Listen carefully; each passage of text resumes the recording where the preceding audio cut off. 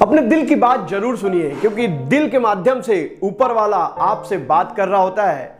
नमस्कार, मैं हूं अंकित और आप देख रहे हैं मेरा चैनल डोंट गिव अप। आज कुछ नया सुनते हैं। कहानी गुप्ता जी की। गुप्ता जी यूं तो बहुत प्रैक्टिकल थे। रोज की तरह अपने ऑफिस से लौटते वक्त अपनी फिक्स जगह पर वो चाय पीने रुकते हैं, लेकिन आज उनके साथ कुछ नया होने वाला था। कुछ ऐसा होने वाला था जो आज तक उनके लाइफ में कभी नहीं हुआ। चाय पीते वक्त उन्होंने देखा कि बाहर एक लड़का कुछ किताबें बेच रहा है। कुछ किताबें तो बहुत फटी हुई थी। लोग उसके पास आते और उससे बात करते, लेकिन उसकी किताबों का 1 रुपया भी उसे अभी तक मिल नहीं पाया था और वो लड़का पूरी कोशिश कर रहा था कि उसकी किताबें बिक जाएं। गुप्ता जी ये सब देख रहे थे। गुप्ता जी अपनी जगह से उठते हैं और उस लड़के के पास जाते हैं और उससे कहते हैं कि कितने पैसे चाहिए तुम्हें तुम्हारी किताबों के। वो लड़का बहुत हताश हो चुका था क्योंकि उसकी किताबें नहीं बिकी थी और उसने रूडली कहा 5,000 रुपए। गुप्ता जी भी गुस्से में आ गए और उन्होंने भी रूडली उससे कहा, इन फटी पुरानी किताबों के कौन तुम्हें 5,000 रुपए देगा, तुम्हें 5,000 नहीं मिल सकते। ये सुन वो लड़का और नाराज हो गया और गुप्ता जी को ऐसा लगा कि उन्होंने उससे रूडली बात नहीं करनी थी।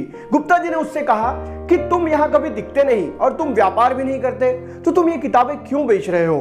तब वो लड़के ने लगभग रोई सी आवाज में कहा कि मेरा एडमिशन मेडिकल में हो गया है, मुझे स्कॉलरशिप भी मिलने वाली है। मेरे पिताजी छोटा मोटा काम करके कुछ पैसे तो भर देंगे, लेकिन मुझे 5,000 रुपए की जरूरत है। अगर ये 5,000 रुपए नहीं मिले तो आने वाले समय में मैं किसी होटल पे बर्तन धोता हुआ दिखूंगा। मुझे 5,000 की बहुत जरूरत है, मैं क्या करूं, मुझे किताबें बेचनी ही है।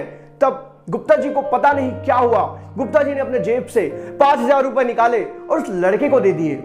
उन्हें खुद विश्वास नहीं था कि वो क्या कर रहे हैं, लेकिन वो 5,000 उस लड़के को मिलने के बाद वो लड़का बहुत खुश हुआ और लड़के ने गुप्ता जी से कहा कि आप मुझे अपना एड्रेस दे दीजिए, मैं भविष्य में आपके ये पैसे जरूर लौटाऊंगा।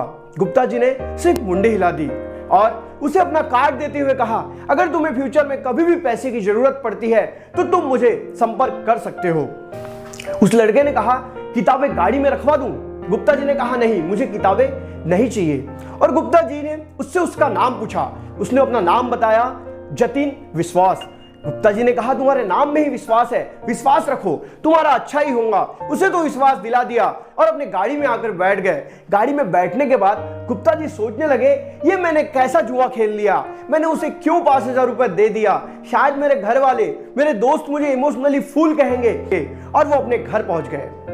कुछ दिन बाद गुप्ता जी को एक लेटर आया। उस लेटर में देखा तो लेटर था जतिन विश्वास का और उस लेटर में उसने लिखा था कि मेरा दाखिला मेडिकल कॉलेज में हो गया है और मैं अब अच्छे से पढ़ाई कर रहा हूं। गुप्ता जी अपने आप को रोक ना पाए और उन्होंने एक दूसरा पत्र लिखा और उस पत्र में उस जतिन को लिखा कि तुम जिंदगी में बहुत आगे जाओगे, विश्वास से अपने काम को करते रहो। मेरी पत्नी और मेरी बेटी मिनी भी तुम्हारी बात सुनकर बहुत खुश होती हैं। और इस प्रकार से गुप्ता जी और उस लड़के में हमेशा पत्र व्यवहार होने लगे और गुप्ता जी ने उस पत्र के साथ 2,000 रुपए भी भेजा और न जाने कितनी बार गुप्ता जी जतिन को मदद करने लगे। और जब भी जतिन गुप्ता जी को पत्र लिखता तो उनकी बेटी मिनी के बारे में जरूर लिखता, क्योंकि उसे भी पता था कि गुप्ता जी की एक छोटी बेटी है जिसे अपनी वो बहन मान चुका था, मिनी को।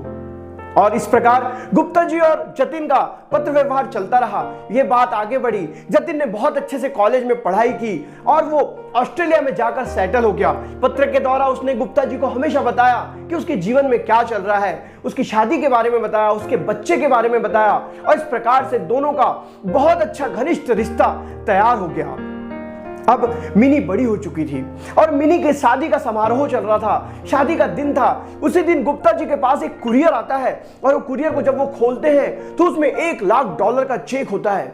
गुप्ता जी ये देख आश्चर्य से भर जाते हैं। उन्हें लगता है कि ये पैसे आज मुझे जरूरत है, आज आवश्यकता है, तो ये पैसे मुझे किसने भेजे हैं। और तभी एक बड़ी से गाड़ी से जतिन विश्वास भी वहां पहुंचता है और वहां आने के बाद उन्हें पता चलता है कि ये पैसे जतिन विश्वास ने भेजे हैं। और जतिन पूरी शिद्दत से, पूरे मन से उस पूरे शादी के समारोह को संभाल लेता है, पूरे रीति रिवाज करता है, अपनी छोटी बहन के शादी के समारोह में बहुत अच्छे से काम करता है। और इस प्रकार से गुप्ता जी की जो मदद होती है वो भी हो जाती है और जतिन भी उन लोगों से मिल लेता है।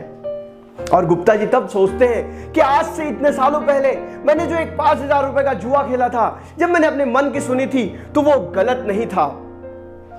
दोस्तों इसीलिए हमेशा अपने मन की सुनिए, क्योंकि जब अपने मन की सुनते हैं तो हम ईश्वर का कार्य कर रहे होते हैं। ईश्वर ने हमें बताया हुआ होता है कि ये कार्य करो। इसीलिए जब भी आपको मन से कोई चीज करने की इच्छा होती है तो जरूर करिए, क्योंकि मन से किया गया कार्य कभी विफल नहीं होता। मैं इस चैनल पे रोज एक नई कहानी के साथ आता हूं। तब तक के लिए अलविदा, जय हिंद, वंदे मातरम।